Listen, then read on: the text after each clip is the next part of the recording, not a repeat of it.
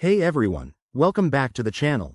If you're excited about diving into the world of cryptocurrency, you're in the right place. Today, we're breaking down how to buy Bitcoin directly through your Cash App in 2025. With the crypto market evolving rapidly, Cash App has made it easier and more secure than ever to get started. Whether you're a complete beginner or an experienced trader, this step-by-step guide will have you buying Bitcoin in no time. First things first, make sure you have the latest version of Cash App installed on your phone. In 2025, updates include enhanced security features like biometric authentication and real-time market insights, so updates are key.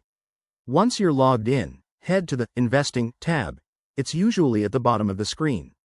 Here, you'll see options for stocks, Bitcoin, and other investments. Next, tap on Bitcoin to enter the buying section.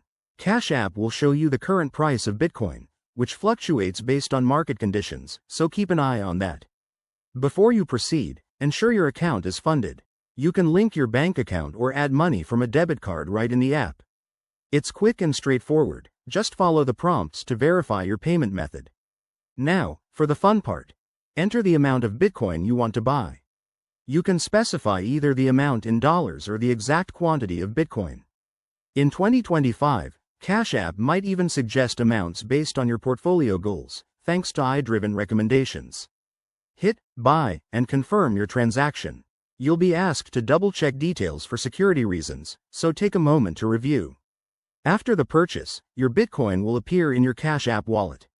Remember, crypto is volatile, so consider setting up price alerts or using the app's new auto-sell features to manage risks.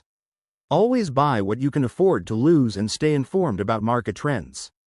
That's it, you've just bought your first, or maybe your next, Bitcoin on Cash App in 2025. If you found this helpful, give it a thumbs up and subscribe for more tech and finance tips. Drop your questions in the comments below, and I'll see you in the next video. Stay savvy.